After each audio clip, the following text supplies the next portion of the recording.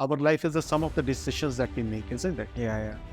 Whether you are earning 5 lakh, whether you're earning 50 lakh, whether you're earning 50 crores, the nature of problems in your life is going to remain the same.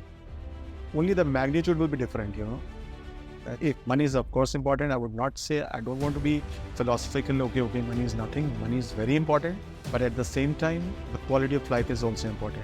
I've seen people very closely making a lot of money, but being totally shattered in their personal lives. The depression among the youngsters, I'm talking about India because the sample size is from India, it is about 30%. Thank you so much for coming on our Soulful podcast, where we try to bring in happiness for the people. Today, we have with us Varun Mehra, who's been running his business for last 25 years and is in spirituality for 15 years. He beautifully explains his journey starting from Christianity and then to Sikhism and then to Hinduism. And he's traveled the world and tells us how people are earning so much amount of money and are still messed up in their head. He's explained that the depression has increased by 30% in the youngsters. There are two beautiful takeaways in this podcast. First, he explains how this body is a computer system itself. With hardware, our body, the software, our mind, and the operating system, our soul. We are taking so much amount of care for our hardware, the body, that we forgot that there's mind and soul as well, which needs to be taken care of. And the second takeaway for this podcast is how to make decisions in this life. I think which is very important topic for everyone who's listening to this podcast. We've also talked about youth. As always, we've given some suggestions to the youth on what to do and what not to do. Thank you so much. Please keep sharing the podcast. Please like, comment and share and let us know in the comment section your reviews on it. Thank you so much. How many years you've been in this journey? Like it's been how many years? It's been around, I would say 18 to 20 years now. That's a lot. Yes, that's a long time. Yeah. It's time tested, Yeah. I wouldn't say that my faith is very unflinching or it was very unflinching in the beginning. I'll tell you one instance, during the beginning, I was, difficulties always come. And I have seen that if you start worshipping Krishna, there are even more difficulties, But test us that test, because if you're in senior classes, your exams begin to become more and more difficult. Yeah, definitely. Yes. So I was, once in the morning I was worshipping Tulsi Maharani. So I thought, I was previously going to, previously in my childhood, I was not going to any temple. We were just ritualistic. My life was very easy and simple. But now then I was going to the Golden Temple, my life was good. But now since since the time I've started going to, ISKCON and attending programs, internally I'm satisfied and happy, but externally, materially, there are so many things, that are happening. Yeah. So what to do? Am I on the right path? So I was just praying to Tulsi Maharani. I was just praying that supreme power to guide me that what is right. Yeah. And that at the same time, maybe in one of the houses in our lane, some kirtan was going on. And then, immediately when I was thinking like this, then the Mahamantra started. They started playing the Mahamantra. Yeah. Actually, it was some Devi Jagran, something like that. So at the same time, when I was thinking, I was praying to Tulsi Maharani, that they started singing Mahamantra. So I got my answer at that time. Yeah. So this is this is the right path that I'm into. Yeah, if Chaitanya Mahaprabhu and devotees had done some kripa, so that is, of course, realizations do come, but that was something, that faith, even sometimes also faith flinches. I won't say that I have a very unflinching faith, but yes, I understand that if my destination, because if you are going to Delhi, that there'll be people to welcome you there, very nice people, maybe Modi standing there to welcome you. Then even you have to go in the third class, standing on the doorsteps, it's okay. It's just a matter of this journey. My destination is good. Good, yeah. So that is how, if we know that our destination, Srila Prabhupada is waiting, Krishna is waiting, doesn't matter whatever happens. Yeah. So doesn't matter what the journey is. Yes. That's actually very beautiful. So my next question to you is that, as you mentioned, I think last question, you mentioned that you need that reciprocation from friends, from family, whomever you love, you need the reciprocation. Be it business, if you're doing business, the reciprocation is the result of the business, the money you are earning. The family is like the care you get from the family. Yes. So when you're on the spiritual journey, do you get that reciprocation from, like you've told one of the story, but does it work in different instances as well? Like, is there reciprocation from God telling you or guiding you? Is there a guiding light that's showing you, okay, this is what you want to do, this is not right, this is what you should do? Yes.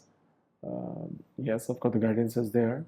And very nicely, Radhanath Maharaj has very nicely said that there are two things that you have to see in making decisions.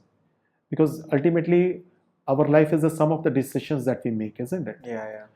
So previously, I did not know this formula of decision making, but I'm so pleased that now Maharaj, my spiritual teacher, he has given me this formula for decision making. So first of all, we have to discriminate that whether this is conducive for our bhakti or not. That whatever decision we want to make. Supposing I want to go for a very extravagant expansion in my factory, in business. Yeah. So need to see that whether is it a hindrance in my chanting or is it a hindrance in my spiritual journey? Because ultimately you have that limited 24 hours in your day. Yeah. So if you have your priorities set, then you know that okay, this much is my time that I want to dedicate for my spirituality, and this is the time that I have to give to my family and my professional life and my personal life also. We need to oversee the health also. So if we have that priorities set, okay, if this decision is hampering, supposing if for any person family is the highest priority, so if we'll see that okay, if I make this decision, supposing I get a very good job opportunity in Canada, supposing, so then for that decision I need to see what do I want money or family, because ultimately I have to go away from my family. So if I'm a family person, I'll just drop that idea of going to Canada and I'll stay there. So similarly, in most of my even professional decisions also, even Radhanath Maharaj gave this address of how to make decisions at Harvard University also. Yes, for business, for students of MBA also. Yeah. So first of all, you need to discriminate whether it is conducive for your priorities or not. So if spirituality is your priority, then you have to see that while making that decision, if you are compromising on spirituality, then of course that is not good for you. But if it is not, if it is the other way around, and vice versa. And then second thing is, once you have the discrimination whether this is good or not, then whatever you decide, you have to stick to that with determination. Whatever path you choose, supposing you are at a crossing point, that whether to take this path or that path, and if you make a decision based on that condition of discrimination, then you have to stick to that path with determination. And do not regret. Yes, do not regret. That okay, this is my decision, this is what I have made for that according to the priority. So that is I think that answers your question. Yeah, that does. Yeah, definitely. That's a beautiful answer. So that is how I make most of my decisions. Most of your decisions, yeah. So, like for you, I think spirituality might be the most priority, like at the top of the list, while making any decision, as you said. Sometimes, yeah, this depends upon time, place and circumstances also. But mostly, like, I think your decision might be related to if your spirituality is, hampering or not. Yes. But like you've seen, I think, what's your age right now? I'm 51 years. 51. So you've probably seen a lot of life in, the world. Yes. So a lot of people take decision on the basis of money. As you said, if you have two options, you need to see what kind of person you are and they take a final decision. So there are a lot of people, especially youngsters, because the entire channel is mostly focused on youngsters, the youth which is there out there, who are not into spirituality. Like, they don't like anything related to spirituality. Yeah, can I interrupt in between? Yeah. Because they are not interested in spirituality, this is our problem, the problem of the parents. Because we do not tell them that what is the right path. This is what happened with us. Even our parents, they used to take us to movies, to clubs, and and if someone would see that their children are going to the temple, they'd be really disturbed. That is what happens even now also. Yeah. So that is what I feel, in other faiths, they keep their spirituality on the topmost priority, but in Hinduism specifically, I would say, the families, they do not give you, they say this is not the age, otherwise, they will mock at you. Is this your age? Now you're an old man. Yeah. So this is the problem. The new generation, they are what we have made them. Yeah. So if we inculcate them a habit of spirituality, then it will really, help them. I'm sorry to interrupt because you did not complete your question, but I must have told you that this is actually our problem. that if they are not into spirituality, it is our problem because we have not set any examples for them. Yeah, that's true, because they become what they see. Yes, we have set examples for them, and if they see that if we are walking our talk, then they will understand. Okay, they mean spirituality is a serious business.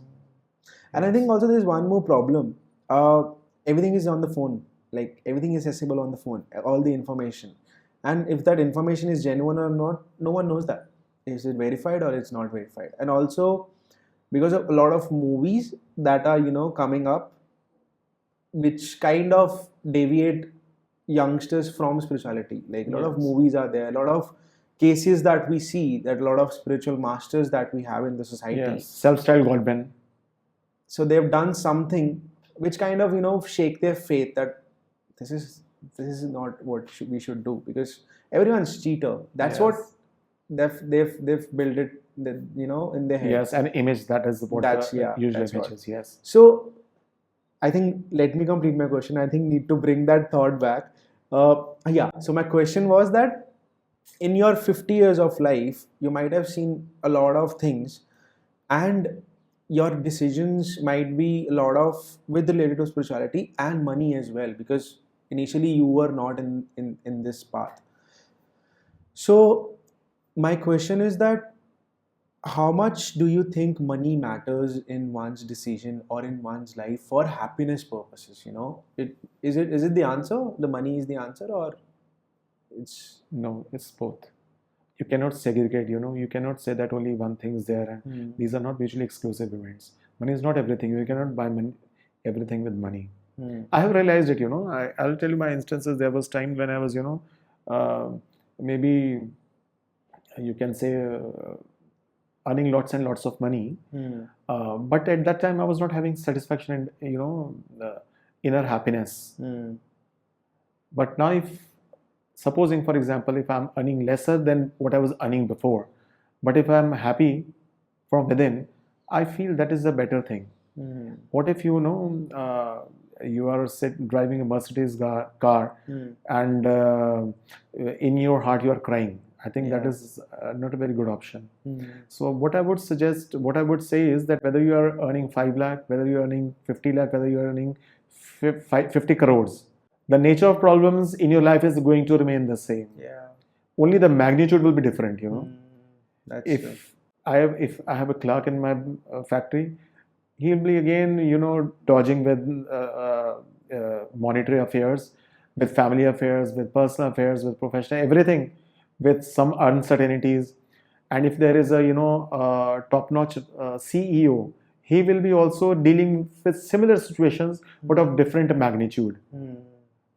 So that is my point, is that the nature of the problem is going to remain the same, whether you are earning 5 lakh today per annum or you are earning 50 crores per annum. You have to weigh that how much happiness, Satisfaction is giving you satisfaction. Money is of course important. I would not say, I don't want to be philosophical. Okay, money is nothing. Money is very important, but at the same time, the quality of life is also important. If you are making money by doing a work for 16 hours, I don't think it is worth it. And you are neglecting your family, you are neglecting your children.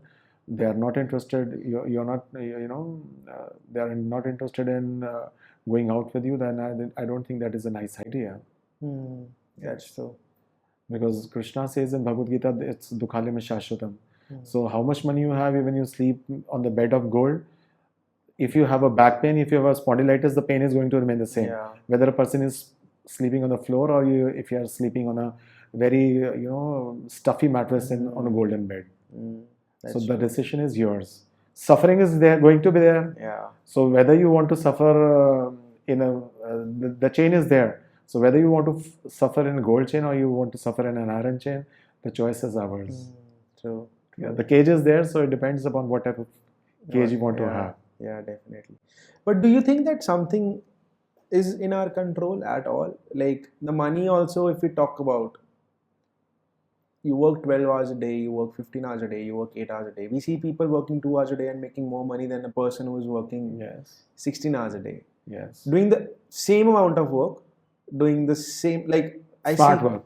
I see a lot of people like couple of my friends, I'll give you two examples where the happiness, like I was intrigued to know that what is going on around. I have one friend who earned a lot of money. He actually went to a Toyota showroom to buy a Fortuner. And while he was sitting in the Fortuner, coming out of the showroom, a brand new Fortuner just for him, there was a Mercedes just going right in front of him. And at that point, he was like, I want this car. So buying a 40 lakhs rupees car should give him happiness and satisfaction, because it's a lot. Someone who's traveling in a cycle, or someone, you know, who's way beyond, way lower than the, you know, of what he's earning, that's the dream car of that person.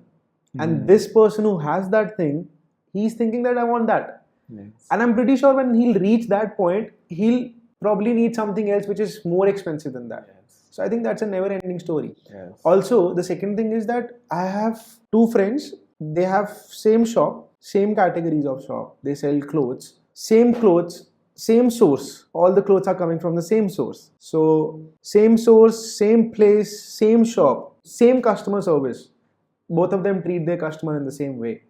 But one of them just come for 2 hours a day, collects the cash, go home. The second one, he stays there for 12 hours and he's not earning that much money.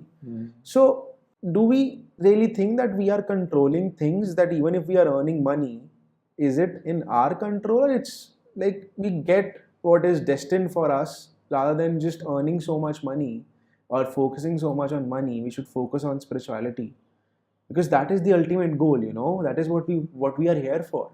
Money is not going to go with us. Yes, exactly. So there's this one story which I was reading. So Sikandar, he was basically a very, very big ruler, very emperor. So when he was, you know, conquering each and every state, each and every, wherever he was going, he was conquering that and ruling that state. And while he was going, there were few, 4-5 brahmacharis who were sitting there. And they basically encountered him, and then they asked him that when you go up to Swarg, or, you know, whatever place you go, you are a rich person, you have everything that a person, you know, desire for. So we are poor, and this clothes, they get torn off. So we might need something to, you know, fix that thing. So can you take that small needle with you? And he smiled. He was like, what are you saying? Once you die, you can't take anything with you. And that was the time. While speaking, the brahmacharis replied, we know that. You are the one who needs to understand that and need to realize that you're not going to take anything with you. Once you go, everything stays here. And probably the money and the property that we are so proud of, it was someone else before. The same money was someone else before. It's ours now. When we'll go, it'll be someone else. Yes, exactly. So we can conclude that nothing is ours. Yes. Basically, we are just a caretaker of someone else's property, and we are in that ego that this is mine. Yes.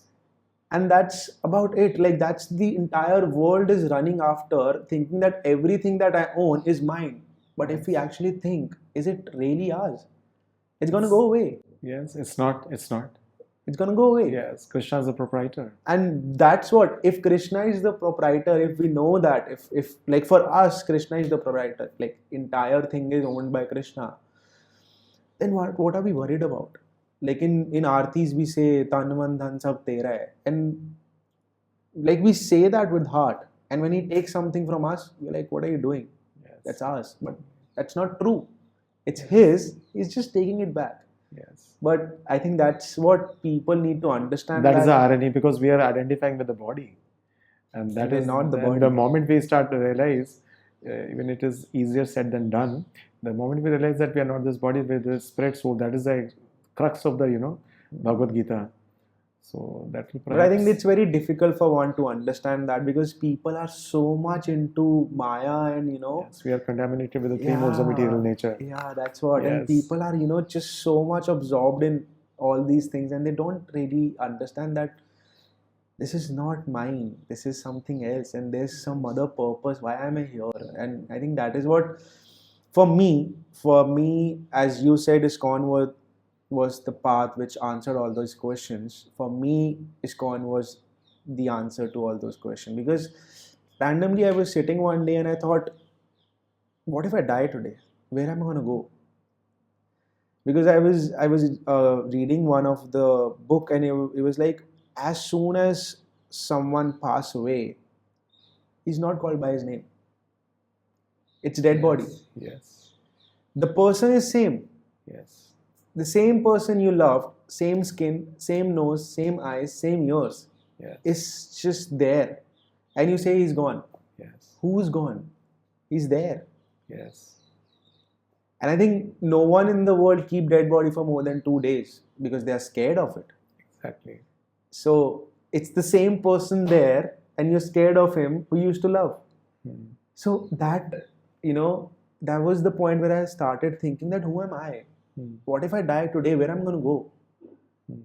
So that was my, thing that I started all these things. But I think I got deviated with the conversation. No, it's okay. It was very enlightening. Yeah. I think I should have asked you the question and I started speaking. No, but it is good. It's very nice. I think You're sharing your experience. Yeah, because Yes. I think audience also needs, when they're listening, they need to know that. Yes, that what is the purpose of life? Yeah. That is what exactly this is all about. Yeah, and that is Yes. what we are here for, giving so much energy, putting so much energy. Exactly. And they should also change a little and think that there's some other purpose in life. Yeah. So, Recently, because I was doing my PhD, so I had a research. So the depression among the youngsters, I'm talking about India because the sample size is from India, it is about 30%. So that is very strange, because how can you expect a depression in the sample size was, mean age was around 18 years. So that means it starts from 9 years, and the highest age was 25 years. So this is because there is so much of anxiety, there is so much of bombardment of information to the brain that is not required because of the mobile and all that stuff. That's what So that is where spirituality comes into being. Yeah, I think that is the answer, because for me as well, I kind of was deviated from spirituality in between, and then I had a lot of questions that, this is all, nothing's there, no one's watching me, and nothing's happening. And then I started getting all those, depression and kind of things, and then I realized that I used to be very spiritual in the beginning, and then what happened? And then I started getting the answers again, and Yes. I think that was, for me, that was the turning point of my life. And okay, so probably moving on to the next question. After you joined ISKCON, what was your routine like? So in the beginning, you might have started with the specific routine, and now, since you said you've been in the movement for 15, 16 years, what are the routines that you follow? There might be some, specific routines that you have been guided with, and Yes, told that yes. this is what you want to do. So initially, the most important part in ISKCON is chanting. Yeah. So initially I started with 4 rounds. Hmm. Then I moved on to 8 rounds. Hmm. And I was a preferably non-vegetarian. Okay. Yes. Even after my marriage also. Hmm. But of course, spirituality has got nothing to do with my leaving non-vegetarian food.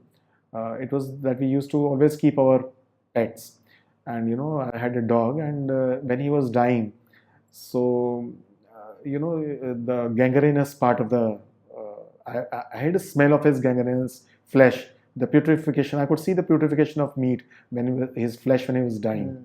So after that, when I ate non-veg, I thought, oh yeah, I'm eating the same thing. That was so dear to me. So at that point, I realized that I should give up non-veg. So I gave up non-vegetarian food at that time. But now later I realized that we should not be eating non-vegetarian The food. logic was later introduced. Logic was later. Initially, it was just on a material thought, and then I realized that maybe again this was maybe some God's intervention. Otherwise, I could not have realized it. But then I realized that this is not good, because our mind is always going astray. It will always try to tell us, don't do that, don't do that. Just now you are asking my routine, that when I started my 8 rounds, my mind would say, "Char pe rehne do. What is the fun of doing 8 rounds? Who is watching?" But then I heard a lecture that we need to control. What is yoga? Yoga is the controlling of mind and the senses, and we have to control our mind with a higher intelligence, and higher intelligence comes with association. Yeah. So this was all cumulative effect.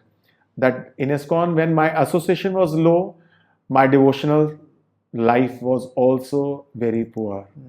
But when I increased my association with the devotees, increased my timings at the programs, frequency of going to the programs, then the quality of my spiritual life really got enhanced. Initially, I would tell you honestly, whenever I used to go to Vrindavan, I was amazed why they are worshipping Srila Prabhupada. This was when I was not introduced to ISKCON. I said, why not go directly to the Lord?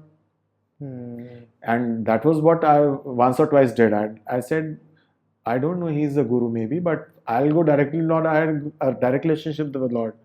But when I got to the ISKCON, I've understood that what is the value of association and what is Vaishnava mercy. Without the mercy of the devotees, you cannot get the devotee of Krishna. You cannot be a devotee of Krishna. You cannot get the mercy of Krishna. True. So that has to come. Supposing if there is a plug, that the electricity has to come through a wire. Yeah. So that parampara is that wire, that is a medium through which that energy is coming. I have realized, I have tested it. Otherwise, I have a very philosophical and very logical mind. So I think to admit something, I first of all try it and then I admit Definitely, yeah. And then I had my realizations, and then now when I go to any temple, I see to it that first of all you have to bow towards your guru. So I was given the taste of this also. I had because I was having an industry, so people from the colleges, they come for their industrial training from factory. So I used to interact with them for half an hour, 1 hour daily. So I had a student who was very upcoming. So now he is into his own international business. So initially we were in very good terms. Then later on, when he was successful in his life, he started ignoring me. So I had that feeling, okay, I trained him on something. I would not say that I gave him all the knowledge, but yes, he was my student for 2 months and I gave him something. And initially he was always very full of gratitude for me. And now when he is surpassing me and, always ignoring me, and I didn't like, then I realized that spiritual master or guru is the same. That he's the one who has introduced us to Krishna. So we should not bypass him because it is his mercy. So if his mercy goes, then our bhakti also goes. That is for certain. I have tried it. It has happened with me. So this is a word of caution for everyone, that you need to have the mercy of the Vaishnavas if you want to get the mercy of the Lord. Otherwise, your spirituality will be gone forever, and you will be just rotting in this material world forever and ever. Yes. So, there's one beautiful story that I am coming on top of my head with the journey thing. Yes. So there was one person who was going in the airplane, and there was massive turbulence in the plane. And there was a small girl who was sitting right next to that person. And she was just sitting, like putting headphones, watching a movie very calmly. The entire journey was full of turbulence, like 2 hours of flight, and it was full turbulence. Everyone was scared and everyone started praying because they thought this is the last flight and this is like the last time of their life. When they landed, everyone was calm, and then this guy who was watching this small girl constantly, probably 5-6 years of small girl, and everyone was watching her. He asked her that, why were you so calm? Is there any reason? And then she told that guy, the pilot is her mom. And she was sure that whatever happens, she'll save me. Yes. Nothing's going to happen because she will save me at any cost. Yes. So I think that is what we probably need to understand, that the journey might have turbulence, but we need to be like fully convinced that Krishna is there, or whatever higher power you follow. Yes. He's there to help you through, he's there to guide you through, and the end result is going to be really beautiful. So this entire channel, we are focusing a lot on youth, because that is my goal and purpose, that all youngsters, they should follow spirituality, because that is the answer. Yes. I've tried everything. Spirituality is the answer. Yes. So is there any takeaway message that you want to give to the audience, especially the youth who are listening to you, because you've seen 50 years of your life. Yes. So any I takeaway have for them? traveled to many places just on my own. I have traveled to places like China. So yes, I have seen people working like cats and dogs, making a lot of money, but being totally shattered in their personal lives. I've seen people very closely, and I have seen spiritual people also. I can see that what is the difference between the two. As far as the youth is concerned, as I was telling you, the youth is always mostly after the money. That is what comes to their mind. How much am I making? How much am I making? How much am I making? For them, the priority is their money, career. Yes, career is also important, but at the same time, spirituality is also important. You have to connect with that higher energy. You have to taste that higher taste also. See, for example, in ISKCON also, we are having so many devotees, so many brahmacharis from IITs. Yeah. Yes, there are so many examples. Gaurang I can give. Prabhu. Gaurang Prabhu is there. Yeah. And Gaurgopal Prabhu. I think I'm not Gaurgopal sure if Prabhu. he's from IIT, but he's done his. yeah, he's from IIT also. And There's then- one more Maharaj. His name is Swayam Keshav Swami Maharaj. Yeah, he's in London, I think. Yeah, and he Yes. speaks beautifully, and Yes. he's, I think, from UCLA. He's done his this masters or I think Maybe, bachelor's. I'm not sure. So, Yeah. so we should learn from the examples that there are so many young people who have taken to this path of spirituality. This may be brahmacharism, may be an extreme path of spirituality, but in Grahast life also, if someone is interested in Grahast life, they can have a balance between the two. Yeah. Nowadays, everyone is into yoga and meditation and everything. They are meditating. There are so many. They are spending money on meditation. So I think they should understand that it's not only that they have to meditate for the purpose, for the well-being of their body, but they have to meditate for the well-being of their soul also, Yeah. for their mind also. Three things, I heard it in a lecture, Chaitanya Charan Prabhu, that we humans are a three-dimensional entity. We are just like a computer. We have a software, we have a hardware, and we have an operating system. So hardware is our body that we have got, and software is our mind. And then there's a user, that is a soul. So we're giving so much attention to the hardware, and if the software, there is a problem in the software. If our software is corrupt, then whatever you may be having very hi-fi system, but the thing is not going to work. So that software is our mind. We're not spending on our mind. Most of the companies in this world, they're just spending on the body. Yeah. Most of the ads that you see, it's all about the body. It's all about the hardware. Yeah, We're doing nothing about the software and the user. Yeah. Without the user, even if you have the best software, latest hardware, you can't. Computer is useless, garbage. True. So that is what we have. I really like that idea, and that is, I think, that will be very much connecting with the youth also. That if you are having a very good hardware and but you are not paying attention to the software, to your mind and to your soul, that is a user. It's useless. Yeah. Because once the soul goes away, the body is a dead body. Yeah. As you just were telling that there is no name. It's just a dead body. Body ko kab leke jaoge? When will you take this body and burn it? So we have to pay. My message is that pay attention to the software, that is our mind, and to the user, that is our soul also. That is the most important part. Yeah. That was a beautiful answer. I think that I've never heard that, and that example, that analogy that you have used. That I have given, these examples I have given in many colleges. Oh, is it? Yeah, That's I do really for some guest nice. lectures in colleges. I gave this in LPU also. That was beautiful. Yes. Yeah. So probably we'll end to the end part of the interview. There's one beautiful thing that the conclusion which I personally is a takeaway for me and probably everyone who's listening is, there's one beautiful thing that I got from you is always focus on the end result.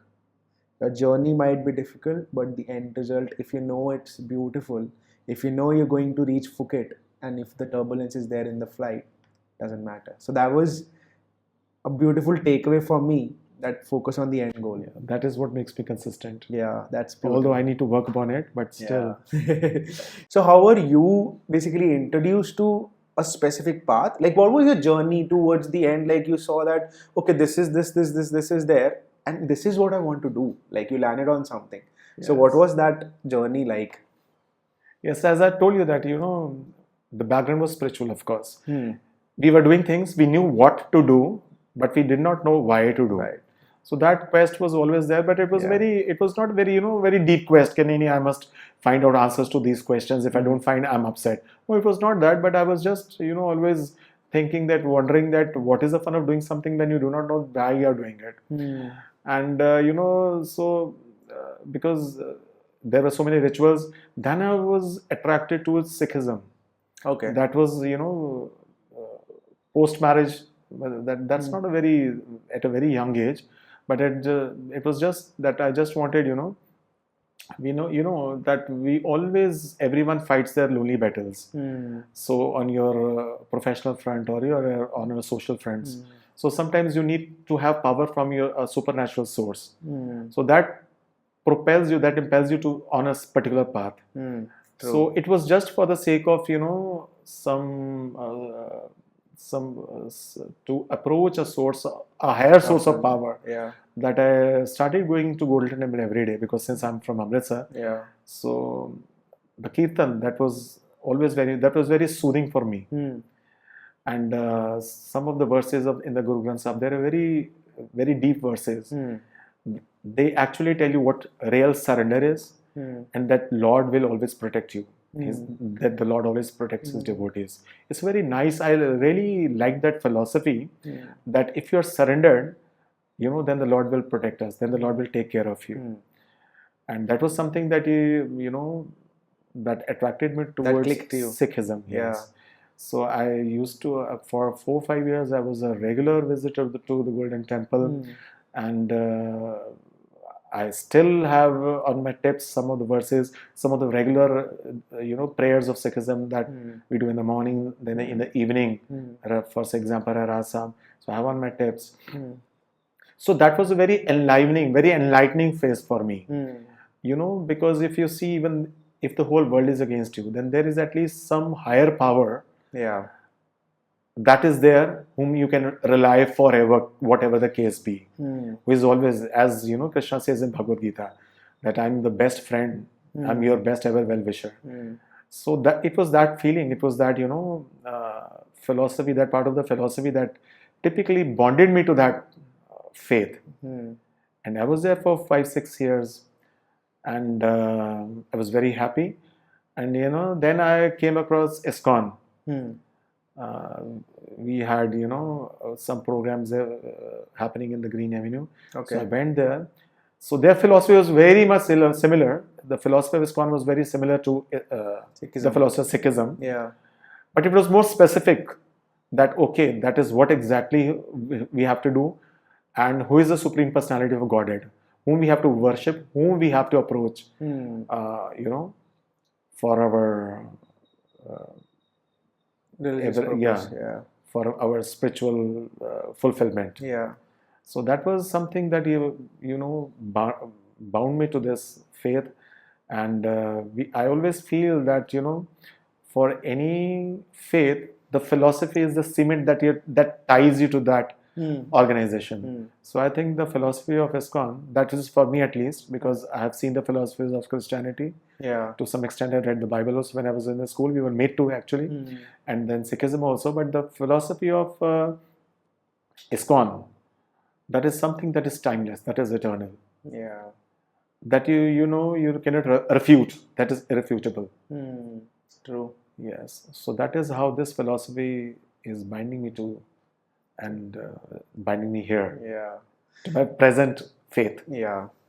So you told us that from Sikhism you were introduced to ISKCON, but how were you, like, there might be someone who came up to you and like, there's a program going on there, and you should visit there.